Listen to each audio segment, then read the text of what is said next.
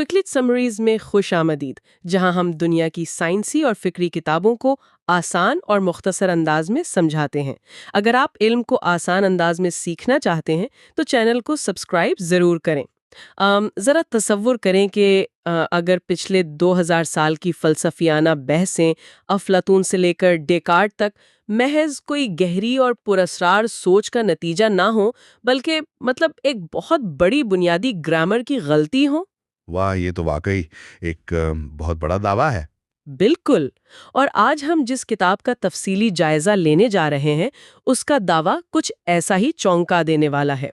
इस किताब का नाम है लैंग्वेज, ट्रूथ एंड लॉजिक, जिसे मशहूर बरतानवी फलसफी एजे एयर ने लिखा है। और वाज़ेह रहे कि ये इस तफसीली जायजे का हिस्सा एक है।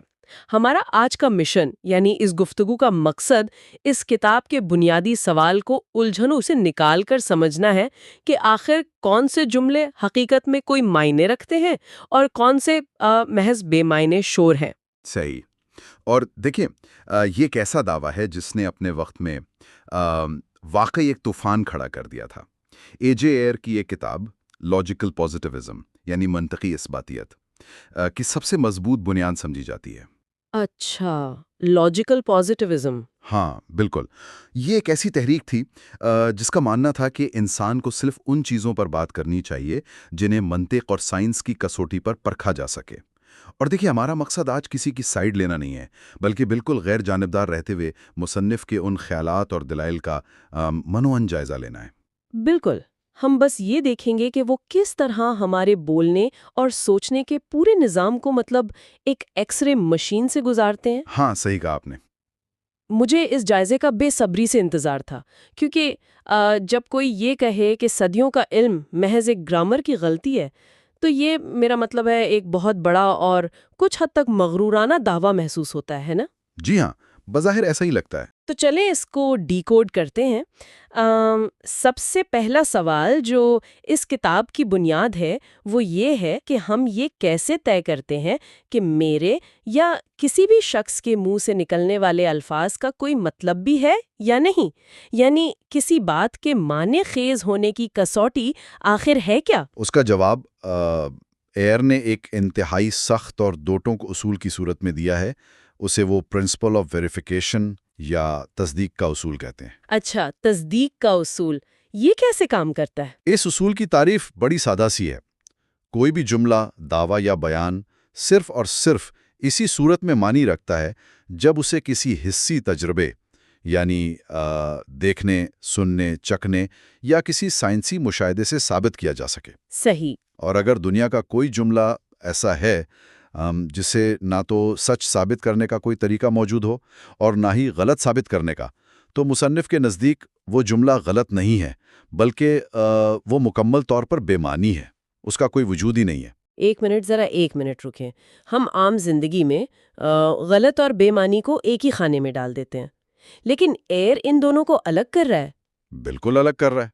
यानी अगर मैं कोई ऐसी बात कहूँ जिसका कोई फिजिकल सबूत ना हो, तो वो बात झूठ नहीं है, बल्कि उसका सिरे से कोई मतलब ही नहीं है। ये इस फर्क का मैकेनिज्म क्या है? यही इस किताब का सबसे अहम नुक्ता है। देखिए, फर्ज करें कोई शख्स कहता है कि बाहर आसमान से मेंढकों की बारिश हो रही है। अच्छा, मेंढकों की बारिश। अब ये जुमला सुनकर हम बाहर जाते हैं और देखते हैं कि वहां तो तेज धूप है, तो हम कहेंगे कि वो जुमला गलत था या झूठा था। लेकिन एयर के मुताबिक वो जुमला बेमानी नहीं था। क्यों? झूठा तो था ना? झूठा था, लेकिन बेमानी इसलिए नहीं था क्योंकि हमारे पास इस जुमले को टेस्ट करने का, इसकी तस्दीक करने का एक वाज़ेह तरीका मौजूद था। हमने अपनी आंखों से देखकर मुशाहिदा कर लिया। आहा, समझ गई।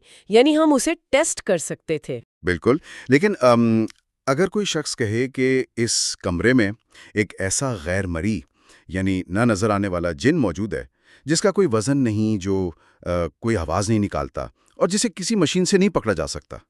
ओ, तो अब हम उसे टेस्ट नहीं कर सकते? जी, एयर कहेगा कि ये जुमला सिरे से बेमाना है क्योंकि कोई ऐसा टेस्ट या तजुर्बा मौजूद ही नहीं जो इस जिन के होने या ना होने को साबित कर सके। जिस बात को टेस्ट नहीं किया जा सकता वो महज अल्फाज का शोर है। ये तो एक बहुत ही कड़ी शर्त है। मतलब अगर इस उसूल को मान लें तो बहुत कुछ खतरे में पड़ जाता है। हाँ, वाकई। लेकिन اس پر ایک سوال میرے ذہن میں آ رہا ہے۔ دنیا میں بہت سی ایسی چیزیں ہیں جن کا ہم آج یعنی موجودہ دور میں تجربہ نہیں کر سکتے۔ کتاب کی اشاعت تو میرا خیال ہے 1936 میں ہوئی تھی نا؟ جی 1936 میں۔ تو اس وقت تو بہت سی ایسی سائنسی چیزیں ہوں گی جن کو لیبارٹری میں ٹیسٹ کرنا ممکن نہیں تھا۔ تو کیا ایئر کے مطابق وہ سب کی سب بے معنی تھیں؟ یہ ایک بہت منطقی اعتراض ہے، اور مزے کی بات یہ ہے کہ ایئر نے خود بھی اس کا بخوبی اندازہ لگایا تھا۔ اسی لیے کتاب میں تصدیق کی 2 قسمیں بیان کی گئی ہیں۔ اچھا، وہ کون سی ہیں؟ ایک ہے عملی تصدیق یعنی پریکٹیکل ویریفیکیشن، اور دوسری ہے اصولی تصدیق جس کو وہ ویریفیکیشن ان پرنسپل کہتے ہیں۔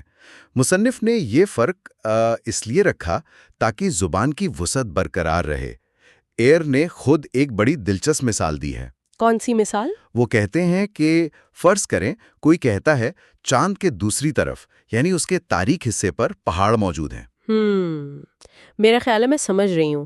1936 میں کسی کے پاس اسپیس شپ یا راکٹ تو تھا نہیں کہ وہ چاند کے پیچھے جا کے عملی طور پر دیکھ سکے۔ بالکل درست۔ یعنی اس وقت عملی تصدیق تو بالکل ناممکن تھی۔ ہاں، اس دور کی ٹیکنالوجی کے حساب سے ایک چاند کی پشت پر جانا اور عملی تصدیق کرنا ناممکن تھا، لیکن اصولی طور پر انسان کو یہ ضرور معلوم تھا کہ اگر اس کے پاس کوئی ایسی سواری آ جائے جو اسے وہاں لے جائے تو وہ اپنی آنکھوں سے دیکھ کر اس بات کا مشاہدہ کر سکتا ہے۔ اچھا، یعنی انسان کو وہ شرائط اور حالات معلوم تھے جن کے تحت یہ مشاہدہ ممکن ہو سکتا ہے؟ جی ہاں، تو چونکہ اصولی طور پر ہم جانتے ہیں کہ اس کا ٹیسٹ کیسے ہوگا، اس لیے یہ جملہ ایئر کے نزدیک معنی خیز ہے۔ واہ، یہ واقعی ایک زبردست دفاع ہے۔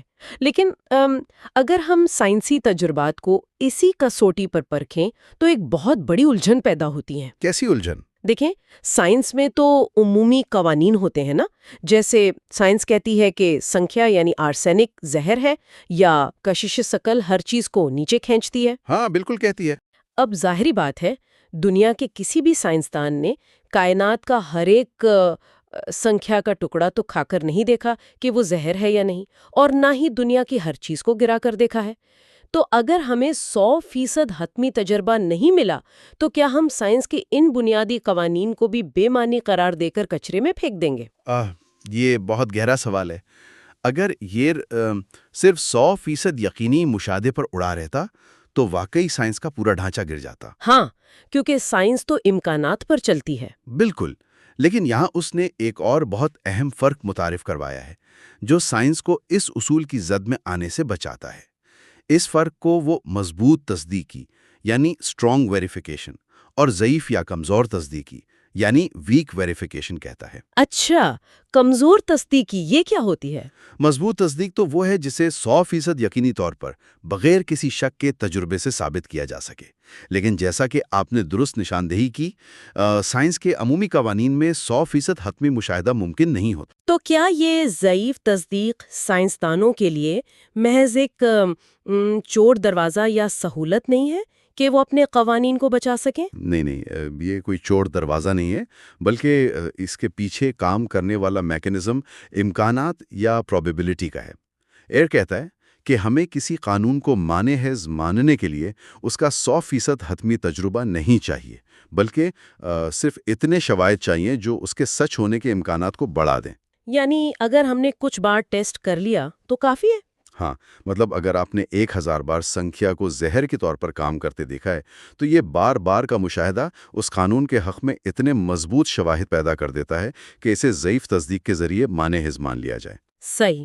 سائنسدان یہ نہیں کہتا کہ اس نے کائنات کا آخری سنکھیا بھی ٹیسٹ کر لیا ہے، وہ بس یہ کہتا ہے کہ تجربات کا ایک تسلسل موجود ہے جو اس بات کی تصدیق کی طرف اشارہ کرتا ہے۔ اس لیے سائنسی قوانین منطقی اثباتیت کے اصول کے تحت بالکل محفوظ اور مانحز رہتے ہیں۔ مشاہدے اور تجربے کی اس سخت شرط کو مان لیں تو سوال یہ پیدا ہوتا ہے کہ روایتی فلسفے اور مابعد الطبیعیات یعنی میٹا فزکس کا کیا بنے گا؟ اگر سائنس بچ گئی ہے تو پھر کس پر کلہاڑی گرنے والی ہے؟ کلاڑی سیدھی مابعد الطبیعیات کے تصورات پر گرتی ہے۔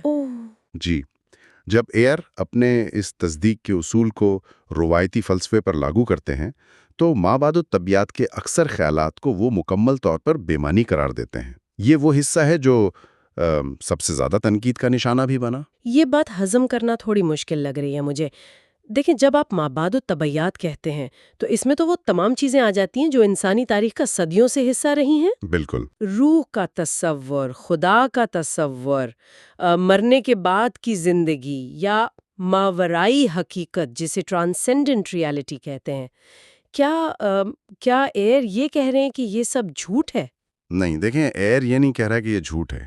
ایئر کی دلیل اس سے بھی ایک قدم آگے کی ہے. ایک قدم آگے کی؟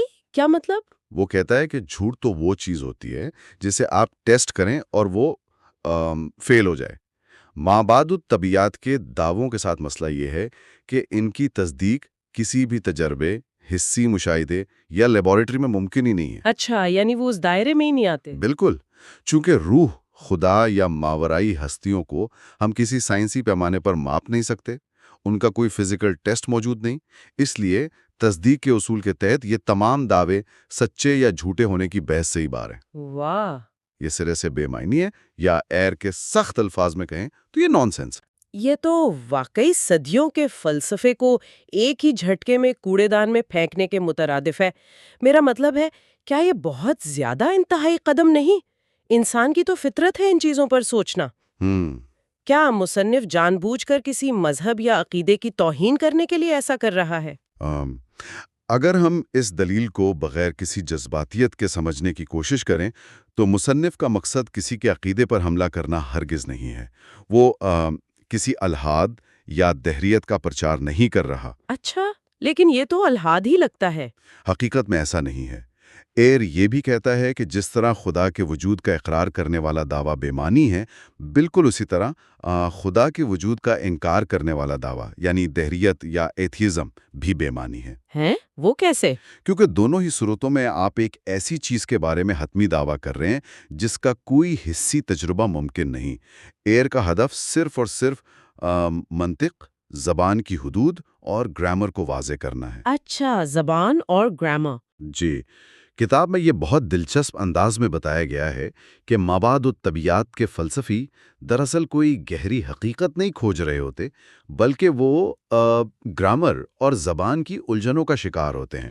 یہ گرامر اور زبان کی الجھن کا نظریہ بڑا عجیب ہے. ذرا اس میکانزم کو کھولیں کہ آخر کوئی اتنا بڑا فلسفی محض زبان سے کیسے دھوکہ کھا سکتا ہے؟ اس کو سمجھنے کے لیے ہمیں انسانی نفسیات اور زبان کی ساخت کو دیکھنا ہوگا. انسان کی یہ نفسیات ہے کہ وہ سمجھتا ہے کہ اگر زبان میں کوئی لفظ موجود ہے اور وہ گرامر میں ایک اسم یعنی ناؤن کے طور پر استعمال ہو رہا ہے تو دنیا میں اس کا کوئی نہ کوئی مادی وجود یا ہستی بھی لازمی ہونی چاہیے. اچھا، مثال کے طور پر؟ کتاب میں اس کی کئی مثالیں موجود ہیں. مثلا لفظ کچھ نہیں یعنی نتھنگ. کچھ نہیں؟ اس سے کیسے دھوکہ ہوتا ہے؟ دیکھیں، جب ہم روزمرہ زبان میں کہتے ہیں کہ بکسے میں کچھ نہیں ہے یعنی nothing is in the box، ہاں، عام سا جملہ ہے. تو گرامر کے لحاظ سے یہ کچھ نہیں ایک چیز کی طرح برتاؤ کر رہا ہے. اب جو مابعد طبیعیات کے فلسفی ہیں وہ اس گرامر سے دھوکہ کھا جاتے ہیں. وہ سوچنے لگتے ہیں کہ یہ کچھ نہیں یا عدم عاقل ہے کیا. ہاں، وہ اس کو بھی ایک چیز سمجھ لیتے ہیں. بالکل. وہ اس کچھ نہیں کو ایک پراسرار وجود سمجھ کر اس پر بڑی بڑی کتابیں لکھ ڈالتے ہیں کہ عدم کی نوعیت کیا ہے، خالی پن کا وجود کیسا ہے. ایئر کہتا ہے کہ یہ محض گرامر کی غلط فہمی ہے. یعنی وہ لفظ کے جال میں پھنس گئے. ہاں، کچھ نہیں کوئی چیز نہیں ہے، یہ صرف ایک چیز کی غیر موجودگی کا نام ہے. فلسفیوں نے زبان کی اس ساخت کو کائنات کا کوئی گہرا راز سمجھ لیا. اوہ، تو یہ میکانزم ہے. یعنی ہماری زبان اس طرح ڈیزائن ہوئی ہے کہ وہ ہمیں ہر لفظ کے پیچھے ایک وجود تلاش کرنے پر مجبور کرتی ہے. بالکل صحیح پکڑا آپ نے. آپ کی نوٹس میں پڑھا تھا کہ مصنف شاعروں اور فلسفیوں کے درمیان ایک بہت ہی زبردست موازنہ کرتا ہے. وہ کیا ہے؟ وہ موازنہ اس کتاب کے سب سے خوبصورت حصوں میں سے ایک ہے. مصنف کہتا ہے کہ شاعر بھی اکثر ایسے الفاظ اور جملے استعمال کرتے ہیں جن کا کوئی لفظی یا سائنسی معنی نہیں ہوتا. ہاں، جیسے شاعر چاند سے باتیں کرتا ہے، ہواؤں کو پیغام دیتا ہے. بالکل. لیکن شاعروں اور فلسفیوں میں ایک بنیادی فرق ہے. شاعر کو معلوم ہوتا ہے کہ وہ جو بے معنی جملے بول رہا ہے ان کا مقصد جذبات کو ابھارنا اور جمالیاتی قدر یعنی ایستھیٹک ویلیو پیدا کرنا ہے۔ صحیح، شاعر یہ دعویٰ تو نہیں کرتا کہ وہ جو کہہ رہا ہے وہ کوئی سائنسی حقیقت ہے۔ جی ہاں، وہ جانتا ہے کہ وہ ایک فن تخلیق کر رہا ہے۔ لیکن فلسفیوں کے ساتھ ایسا نہیں ہے۔ بالکل، فلسفیوں کا المیہ یہ ہے کہ وہ اپنے ہی بنے ہوئے جال میں پھنس جاتے ہیں۔ وہ ان بے معنی جملوں کو، ان گرامر کی الجھنوں کو غلطی سے کائنات کی حقیقت سمجھ بیٹھتے ہیں۔ یعنی وہ دھوکہ کھا رہے ہیں۔ ہاں، مطلب مابعد الطبیعیات کا فلسفی جان بوجھ کر کسی کو دھوکہ نہیں دے رہا ہوتا، بلکہ وہ خود اپنی ہی زبان کی الجھنوں سے فریب کھا چکا ہوتا ہے۔ شاعر جانتا ہے کہ وہ استعارہ استعمال کر رہا ہے، جبکہ فلسفی اس استعارے کو حقیقت مان کر اس پر ایک پورا نظام کھڑا کر دیتا ہے۔ یہ تو واقعی ہوش اڑا دینے والی بات ہے۔ یعنی فلسفی یہ گمان کر رہا ہے کہ وہ کائنات کی گہرائیاں ناپ رہا ہے، اور ایئر دور بیٹھا یہ کہہ رہا ہے کہ بھائی تم صرف ڈکشنری اور گرامر میں الجھے ہوئے ہو۔ ہاں، کچھ ایسا ہی ہے۔ لیکن اگر ہم اس بات کو مان لیں کہ روایتی فلسفہ، مابعد الطبیعیات، روح اور ماورئی حقیقتیں سب بے معنی ہیں، تو پھر فلسفی کا کام آخر بچتا کیا ہے؟ یہ بہت اہم سوال ہے۔ میرا مطلب ہے وہ یونیورسٹیز میں بیٹھ کر کیا کرتے ہیں؟ اگر نئی حقیقتیں تلاش کرنا سائنس کا کام ہے تو پھر فلسفہ کیا کرے گا؟ یہ ایک ایسا سوال ہے جو قدرتی طور پر ذہن میں ابھرتا ہے، اور کتاب کے ایک اہم باب فلسفے کا کام یعنی دا فنکشن آف فلسفی میں اس کا جواب بھی موجود ہے۔ اچھا، کیا جواب ہے؟ مصنف نے واضح کیا ہے کہ فلسفے کا کام ہرگز یہ نہیں ہے کہ وہ دنیا کے بارے میں نئے حقائق یا نئے علوم دریافت کرے۔ یہ ذمہ داری مکمل طور پر سائنسدانوں، ماہرین طبیعیات اور ماہرین حیاتیات کی ہے۔ فلسفے کا اصل کام تنقیدی یعنی کریٹیکل اور تجزیاتی یعنی انالیٹیکل ہے۔ تنقیدی اور تجزیاتی، اس کو ذرا عام فہم انداز میں سمجھائیں۔ اس کا عملی مطلب کیا ہے؟ اس کا عملی مطلب یہ ہے کہ فلسفے کا مقصد ان تصورات، الفاظ اور مفروضوں کو واضح کرنا ہے جو ہم سائنس اور روزمرہ کی زندگی میں استعمال کرتے ہیں۔ الفاظ کو واضح کرنا۔ جی، فلسفی کا کام یہ دیکھنا ہے کہ سائنسدان جب کوئی لفظ استعمال کر رہا ہے، جیسے وقت یا مادہ یا وجہ، تو اس کا درست اور منطقی مطلب کیا ہے؟ کیا اس میں کوئی تضاد تو نہیں؟ فلسفہ صرف اور صرف تعریف متعین کرنے اور زبان کے استعمال کو شفاف بنانے کا نام ہے۔ یہاں میرے ذہن میں ایک تشبیہ آ رہی ہے، ذرا بتائیے گا کہ کیا میں اس بات کو صحیح طرح سے پکڑ پا رہی ہوں؟ جی ضرور بتائیں۔ اگر میں اس تمام بحث کو دیکھوں تو مجھے ایسا لگ رہا ہے جیسے فلسفی ایک طرح سے زبان اور خیالات کا ٹریفک پولیس والا ہے، یا شاید ایک سخت قسم کا ایڈیٹر۔ ٹریفک پولیس والا کیسے؟ یعنی وہ خود فیکٹری میں نئی گاڑیاں نہیں بناتا، اور نہ ہی ایڈیٹر خود کوئی نئی خبریں لے کر آتا ہے۔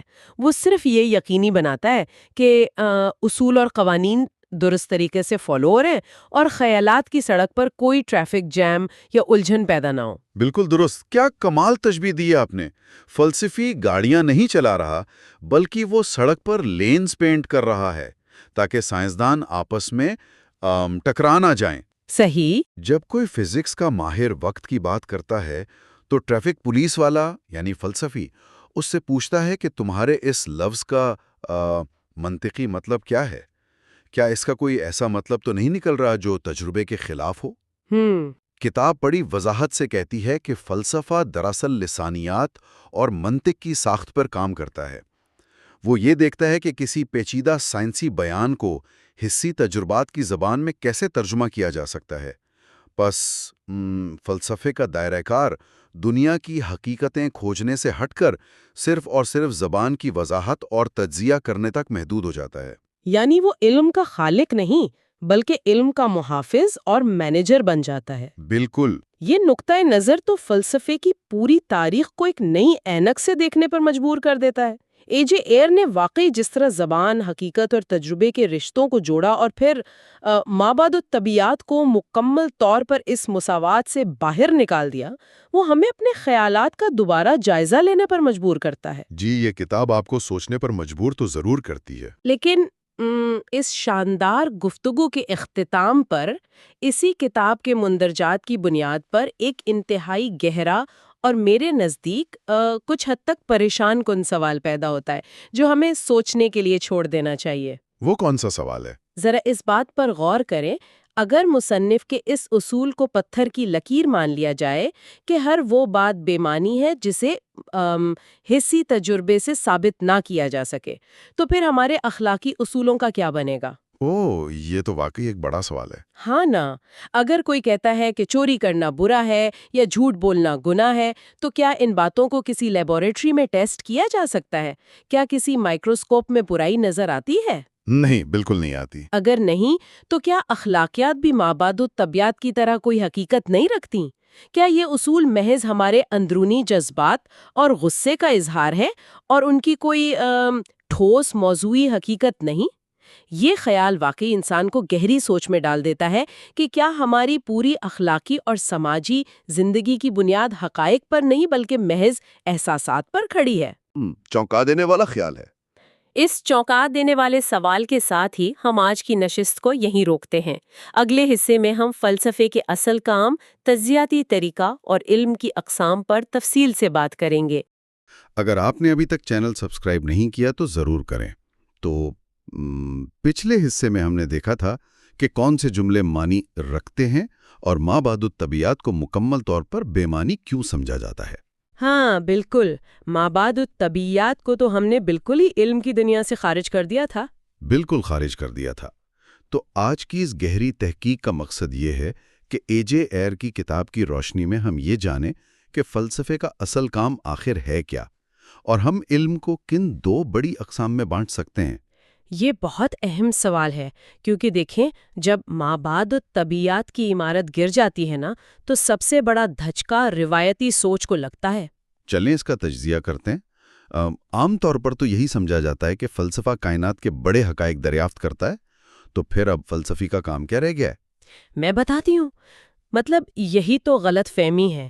ایئر کے مطابق فلسفے کا کام کائنات کے پوشیدہ راز تلاش کرنا نہیں ہے، کیونکہ وہ کام تو سائنس کا ہے۔ اچھا؟ جی بالکل، فلسفے کا اصل کام محض زبان اور ہمارے خیالات کا منطقی تجزیہ کرنا ہے۔ یعنی وہ سائنس کی طرح حقائق دریافت نہیں کر رہا، بلکہ صرف خیالات کو واضح کر رہا ہے۔ ہاں، اور وہ سائنس کے ساتھ بالکل مقابلہ نہیں کرتا، بلکہ سائنسی اور روزمرہ بیانات کی منطقی ساخت کو سلجھاتا ہے۔ تو کیا ہم یہ کہہ سکتے ہیں کہ فلسفی وہ میکینک نہیں جو گاڑی یعنی سائنس کو چلا کر نئی منزلوں تک جائے؟ صحیح۔ بلکہ وہ میکینک ہے جو یہ بتاتا ہے کہ انجن کے پرزے آپس میں کیسے جڑے ہوئے ہیں، یعنی زبان اور الفاظ کیسے جڑے ہیں۔ ارے واہ، بالکل درست تشبیہ دی آپ نے۔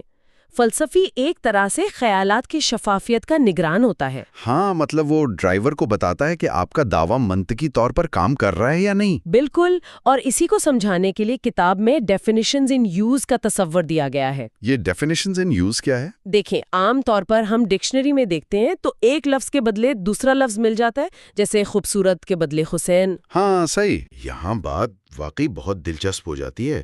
مطلب اگر فلسفہ صرف خیالات کو واضح کرنے کا نام ہے تو خیالات اتنے الجھتے کیوں ہیں؟ اس کی وجہ ہماری اپنی زبان ہے۔ یہاں جو بات سب سے دلچسپ ہے وہ یہ ہے کہ فلسفیانہ مسائل اکثر زبان کی غلط فہمی کی وجہ سے پیدا ہوتے ہیں۔ زبان کی غلط فہمی؟ یعنی ہماری زبان کی گرامر ہمیں دھوکہ دیتی ہے۔ بالکل دھوکہ دیتی ہے۔ جب ہم گرامر میں کسی لفظ کو بطور فاعل یا سبجیکٹ استعمال کرتے ہیں نا، تو ہم فرض کر لیتے ہیں کہ دنیا میں اس لفظ کے پیچھے کوئی ٹھوس چیز موجود ہے۔ اچھا، ذرا اس کی کوئی مثال دے کر سمجھائیں، کیونکہ یہ تھوڑا سا تجریدی لگ رہا ہے۔ ہاں میں سمجھاتی ہوں۔ جیسے انگریزی کا لفظ ہے نتھنگ، یعنی کچھ نہیں۔ اب اگر ہم کہیں کہ کمرے کے باہر ایک بلی ہے، تو بلی تو ایک وجود ہے، لیکن اگر ہم کہیں کہ کمرے کے باہر کچھ نہیں ہے تو گرامر کے حساب سے یہ لفظ بالکل بلی کی جگہ پر آیا۔ ارے ہاں بالکل۔ تو بس اسی وجہ سے کچھ فلسفی اس کچھ نہیں کو باقاعدہ ایک پر اسرار وجود سمجھنے لگ گئے کہ یہ کیا چیز ہے جو ہر جگہ موجود ہے۔ مطلب انہوں نے صرف زبان کے ایک استعمال کو ایک خیالی بھوت بنا دیا۔ بالکل سچ کہا آپ نے۔ یہ محض زبان کا ایک استعمال تھا جسے انہوں نے وجود سمجھ لیا، اور اسی طرح انگریزی کے لفظ از یا اردو کے لفظ ہے نے بھی بڑے مسئلے پیدا کیے، وہ کیسے؟ کیونکہ یہ لفظ بے وقت 3 کام کرتا ہے۔ ایک تو وجود ظاہر کرنا، جیسے خدا ہے۔ صحیح۔ دوسرا کام شناخت کرنا، جیسے یہ وہی شخص ہے۔ اور تیسرا کام کسی گروہ کا حصہ ہونا، جیسے بلی ایک جانور ہے۔ اچھا، تو فلسفی ان تینوں کاموں کو آپس میں ملا دیتے ہیں اور فلسفیانہ تنازعات جنم لیتے ہیں۔ بالکل، وہ ایک صفت کو وجود سمجھنے لگتے ہیں اور الجھ جاتے ہیں۔ تو اس سب کا کیا مطلب ہے؟ اگر فلسفہ زبان کو سلجھاتا ہے تو جو علم ہمارے پاس بچتا ہے جیسے سائنس یا ریاضی، تو ہم اسے کن خانوں میں رکھیں گے؟ لازمی علم یعنی اے پرائیوری نالج۔ تو پہلے یہ بتائیں کہ یہ تجرباتی علم کیا ہوتا ہے؟ تجرباتی علم وہ ہے جو سائنس کی طرح حسی تجربات پر مبنی ہو، جیسے لوہا گرم کرنے سے پھیلتا ہے۔ ہاں، یعنی جو ہم دیکھ اور سن سکتے ہیں۔ لیکن کیا یہ علم 100% یقینی ہوتا ہے؟ نہیں، بالکل نہیں۔ یہی تو اہم بات ہے کہ یہ کبھی بھی 100% حتمی نہیں ہوتا۔ مستقبل کے تجربات اسے غلط بھی ثابت کر سکتے ہیں۔ جیسے کشش ثقل کے پرانے نظریات بعد میں بدل گئے؟ بالکل صحیح۔ اب دوسری قسم کی طرف آتے ہیں جو ہے اے پرائیوری یا منطقی علم۔ ہاں، یہ وہ علم ہوتا ہے نا جو تجربے کے بغیر ہی سچ ہوتا ہے، جیسے کہ ریاضی؟ جی بالکل، لیکن اگر ہم اسے وسیع تناظر میں دیکھیں تو ایک مشہور فلسفی جان سٹیورٹ مل نے اس بات کو ماننے سے انکار کر دیا تھا۔ اچھا، اس نے کیا کہا تھا؟ اس کا نظریہ تھا کہ ریاضی بھی تجربے سے ہی آتی ہے۔ ہم بچپن سے 2 اور 2 چیزیں ملا کر 4 بنتے دیکھتے ہیں، اس لیے اسے سچ مان لیتے ہیں۔ بات تو اس کی تھوڑی بہت منطقی لگ رہی ہے۔ تو پھر ایئر نے اس کا کیا جواب دیا؟ ایئر نے اس نظریے کو بالکل رد کر دیا۔ فرض کریں آپ ایک ڈبے میں 2 جوتے رکھیں اور پھر مزید 2 رکھیں۔ صحیح۔ اور جب آپ ڈبہ کھولیں تو اندر 5 جوتے ہوں، تو آپ کا پہلا رد عمل کیا ہوگا؟ میرا رد عمل تو یہی ہوگا کہ یا تو میں نے گننے میں غلطی کی ہے یا کوئی چپکے سے ایک جوتا اور رکھ گیا۔ میں ریاضی کے اصول پر تو شک نہیں کروں گا۔ بالکل، اور یہی بات ثابت کرتی ہے کہ ریاضی تجرباتی علم نہیں ہے۔ ہم تجربے کو تو جھٹلا سکتے ہیں لیکن ریاضی کو نہیں۔ تو پھر ریاضی کی سچائیاں ہیں کیا اگر وہ تجرباتی نہیں ہیں؟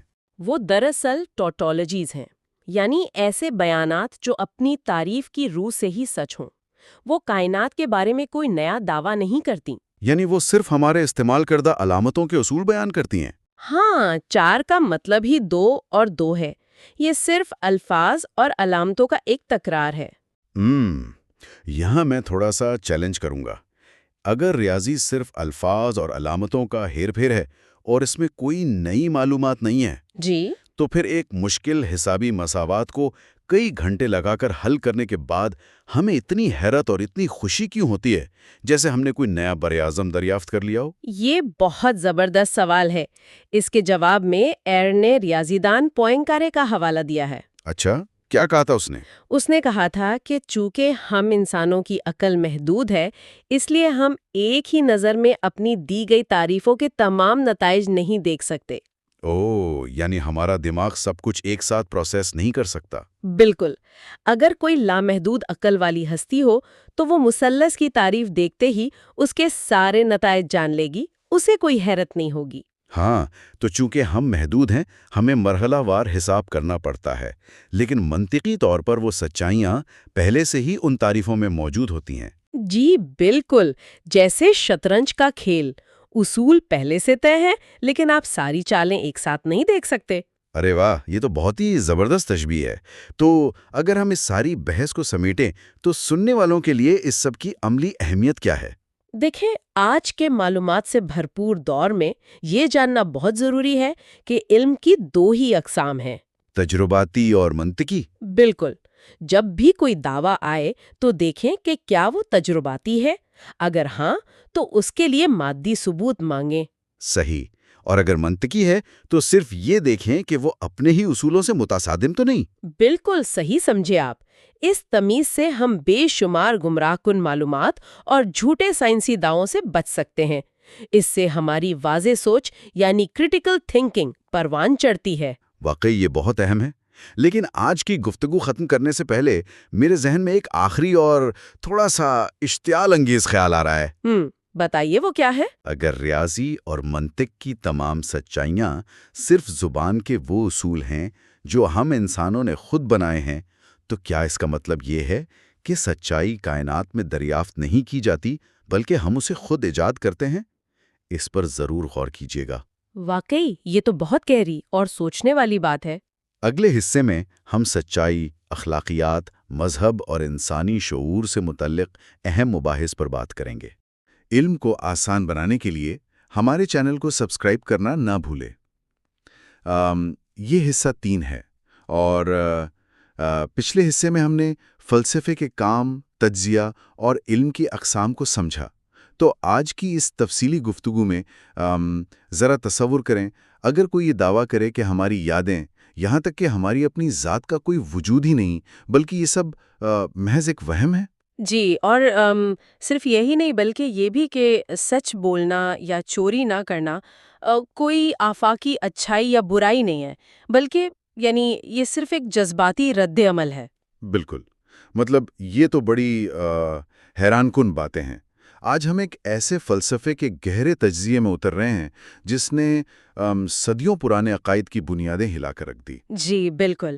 تو اے جے ایئر کی کتاب کا یہ وہ حصہ ہے جہاں ان کا وضع کردہ اصول، یعنی جسے اصول تصدیق یا ویریفیکیشن پرنسپل کہتے ہیں، ایک انتہائی تیز دھار کینچی بن جاتا ہے۔ ہم نے پچھلے حصے میں دیکھا تھا کہ ایئر نے علم کی بنیادوں کو کیسے پرکھا، صحیح۔ لیکن اب وہ اس اصول کو ہماری روزمرہ کی زندگی کے انتہائی اہم تصورات پر لاگو کرنے والے ہیں، جیسے سچائی، اخلاقیات، مذہب اور خودی۔ آج کا ہمارا مشن یہی ہے کہ جب ان تصورات کو تجربے اور منطق کی کسوٹی پر رکھا جاتا ہے تو مصنف کے نزدیک کیا بچتا ہے اور کیا بکھر جاتا ہے۔ ہاں، اور یہ واضح کرنا بہت ضروری ہے کہ ہم یہاں مصنف کے انتہائی حساس دلائل کا صرف تجزیہ کر رہے ہیں، مطلب ان کی تائید یا تردید ہمارا مقصد ہرگز نہیں ہے۔ بالکل، ہم صرف غیر جانبدارانہ انداز میں ان کے خیالات کو سمجھنے کی کوشش کر رہے ہیں۔ ٹھیک ہے، تو اس تیز دھار کینچی کا پہلا وار سچائی پر کرتے ہیں۔ عام طور پر جب ہم کسی بات کو سچ کہتے ہیں تو ہمارا مطلب ہوتا ہے کہ یہ ایک ٹھوس حقیقت ہے، لیکن کتاب میں ایئر نے سچائی اور امکان یعنی ٹروتھ اور پروبیبلٹی کو ایک بڑے عجیب انداز میں ملایا ہے۔ جی، ان کے نزدیک حتمی سچ جیسی کوئی چیز دنیاوی یا تجرباتی حقائق پر لاگو ہی نہیں ہوتی۔ ایئر کا استدلال یہ ہے کہ جب ہم کہتے ہیں کہ کوئی چیز حقیقت ہے تو ہم دراصل ایک مفروضہ یعنی ہائپوتھیسس پیش کر رہے ہوتے ہیں۔ اچھا، مفروضہ کیوں؟ ہم تو سائنس کو ہی سچائی مانتے ہیں نا۔ وہ اس لیے کیونکہ کائنات کے بارے میں ہمارا سارا علم ہمارے حواس پر مبنی ہے، اور چونکہ انسان نے کائنات کے ہر حصے کا مشاہدہ تو نہیں کیا نا، اس لیے کوئی بھی بیان مستقبل میں غلط ثابت ہونے کا خطرہ رکھتا ہے۔ نہیں، ایک منٹ رکیے، کیا اس کا مطلب یہ ہے کہ کل سورج نکلے گا کوئی 100% سچائی نہیں ہے، بلکہ صرف ایک ایسا مفروضہ ہے جس کے درست ہونے کا امکان بہت زیادہ ہے؟ یعنی سچ صرف ایک مہر ہے جو ہم زیادہ انفان والی باتوں پر لگا دیتے ہیں؟ ہاں، 100%۔ ایئر کی منطق بالکل یہی ہے۔ وہ کہیں گے کہ چونکہ انسان نے کروڑوں بار سورج کو نکلتے دیکھا ہے، اس لیے کل بھی اس کے نکلنے کا امکان یا پروبیبلٹی اتنی زیادہ ہے کہ ہم اسے سچ مان لیتے ہیں۔ صحیح، عملی زندگی کے لیے۔ جی، لیکن خالص منطقی لحاظ سے یہ 100% حتمی نہیں ہے۔ لفظ سچ کا مطلب صرف یہ ہے کہ اس بات کے درست ہونے کا امکان انتہا درجے تک زیادہ ہے، اور وہ یہ بھی کہتے ہیں کہ لفظ سچ کا جملے میں کوئی خاص کام نہیں ہوتا۔ وہ کیسے؟ مطلب کوئی تو فرق پڑتا ہوگا؟ دیکھیں، اگر کوئی کہے کہ یہ بات سچ ہے کہ ملکہ مر چکی ہیں، تو منطقی طور پر اس جملے کو جانچنے کا طریقہ بالکل وہی ہے جو صرف یہ کہنے کا ہے کہ ملکہ مر چکی ہیں۔ لفظ سچ کا اضافہ کوئی نئی انفارمیشن شامل نہیں کرتا۔ اچھا، تو یہ صرف اور صرف تصدیق کی ایک علامت ہے؟ مطلب ہم ایک مسلسل غیر یقینی کیفیت میں رہ رہے ہیں؟ لیکن اگر دنیاوی حقائق محض امکانات ہیں تو ان اخلاقی اصولوں کا کیا بنے گا جنہیں ہم معاشرے میں حتمی سچ مانتے ہیں؟ یہ جو ہی تو دھماکہ خیز حصہ ہے۔ جب اصول تصدیق کا اطلاق اخلاقیات پر ہوتا ہے تو ایئر روایتی اخلاقیات کو علم کے دائرے سے ہی باہر نکال دیتے ہیں۔ یعنی وہ حقائق بیان نہیں کرتے؟ بالکل نہیں. ان کا پیمانہ بڑا سخت ہے. کوئی بھی جملہ تبھی حقائق بیان کرتا ہے جب اسے کسی تجربے سے ثابت کیا جا سکے. اب ذرا ایک تصوراتی منظرنامہ دیکھیں. فرض کریں کوئی شخص کسی کا بٹوا چرا رہا ہے. ٹھیک ہے. آپ اس عمل کو کیمرے میں ریکارڈ کر سکتے ہیں، بٹوے کی قیمت ناپ سکتے ہیں. یہ سب سائنسی حقائق ہیں. لیکن ایئر کا سوال یہ ہے کہ اس واقعے میں وہ برائی کہاں ہے؟ برائی تو سمل کے اندر ہے، اس نیت میں ہے جس سے اس نے نقصان کیا. ایئر پوچھیں گے کہ کیا آپ اس برائی کو کسی لیبارٹری میں ناپ سکتے ہیں؟ کیا اس کا کوئی مادی وزن ہے؟ ظاہر ہے نہیں، مادی تو نہیں ہے. بس تو چونکہ جواب نفی میں ہے، اس لیے مصنف کے نزدیک جب کوئی کہتا ہے کہ چوری کرنا بری بات ہے تو وہ کائنات کی کوئی حقیقت نہیں بتا رہا. وہ محض اپنے اندر کی ایک کیفیت، اپنے جذبات کا اظہار کر رہا ہے. تو یہ صرف جذبات کا اظہار ہے جسے ہم ایکسپریشنز آف ایموشن کہتے ہیں. آ جاتا ہے. وہ دراصل بس یہ کہہ رہا ہے کہ مجھے چوری سے سخت نفرت ہے. تو کیا اس کا مطلب یہ ہے کہ جب دو لوگ صحیح اور غلط پر بحث کر رہے ہوتے ہیں تو وہ حقائق پر نہیں بلکہ ایسے ہی لڑ رہے ہوتے ہیں جیسے دو مختلف کرکٹ ٹیموں کے شائقین اپنے اپنے جذبات کا اظہار کر رہے ہوں؟ یہ تشبیہ بڑی زبردست ہے. بس ایک چھوٹا سا فرق ہے کہ کرکٹ شائقین کو معلوم ہوتا ہے کہ ان کی پسند ذاتی ہے، لیکن اخلاقیات پر بحث کرنے والے اس غلط فہمی کا شکار ہوتے ہیں کہ وہ کسی آفاقی حقیقت پر لڑ رہے ہیں. ہاں، وہ سمجھتے ہیں کہ وہ کوئی بڑی کائناتی سچائی بیان کر رہے ہیں. جی، جبکہ ایئر کے مطابق اگر دونوں فریق حقائق پر متفق ہیں اور پھر بھی اختلاف ہے تو پھر کوئی منطقی بحث ممکن نہیں رہتی. وہ بس ایک دوسرے کے جذباتی رد عمل کو تبدیل کرنے کی کوشش کر رہے ہوتے ہیں. واہ، اگر اخلاقیات صرف جذبات ہیں تو پھر مذہب کے ان دعووں کا کیا ہوگا جو حقیقت ہونے کا دعویٰ کرتے ہیں؟ میرا مطلب ہے الہیات یا تھیولوجی کا معاملہ تو اور بھی حساس ہے. جی، یہاں ہم انتہائی احتیاط سے مصنف کا نظریہ پیش کریں گے. ایئر اپنے اصول تصدیق کو الہیات پر بھی پوری سختی سے لاگو کرتے ہیں. ان کا موقف یہ ہے کہ چونکہ مذہبی بیانات کو حسی تجربات یعنی دیکھنے یا چھونے سے ثابت نہیں کیا جا سکتا، اس لیے یہ بیانات معنی خیز نہیں سمجھے جاتے. ایک منٹ، یعنی مصنف کے مطابق مذہبی بیانات جھوٹے نہیں ہیں بلکہ معنی خیز ہی نہیں ہیں. یہ تو بڑا فرق ہے. بالکل، بہت بڑا فرق ہے. جھوٹا ہونے کا مطلب ہے کہ کسی بات کو تجربے سے غلط ثابت کیا جا سکے، لیکن جب کوئی کسی ماورائی خدا یعنی ٹرانسینڈنٹ گاڈ کی بات کرتا ہے تو ایئر کے نزدیک ایسے وجود کے بارے میں بات کرنا منطقی طور پر بے معنی ہے. کیونکہ اس سے کسی سائنسی پیمانے پر ناپا نہیں جا سکتا. جی بالکل. اور حیران انگیز بات یہ ہے کہ مصنف کے نزدیک صرف خدا کو ماننے والے ہی نہیں بلکہ خدا کا انکار کرنے والے یعنی ایتھیسٹس کا دعویٰ بھی اتنا ہی بے معنی ہے. اچھا، ملحدین کا دعویٰ بھی بے معنی ہے. جی، کیونکہ وہ بھی تو ایک ایسی ہستی پر بحث کر رہے ہیں جسے تجربے سے جانچا نہیں جا سکتا. تو ایئر کے نزدیک اس بات اور نفی دونوں بے معنی ہو جاتے ہیں. یعنی مصنف کے مطابق یہ بحث ایسی ہی ہے جیسے کوئی اندھیرے کمرے میں کسی ایسی چیز کے رنگ پر بحث کر رہا ہو جو سرے سے دیکھی ہی نہیں جا سکتی.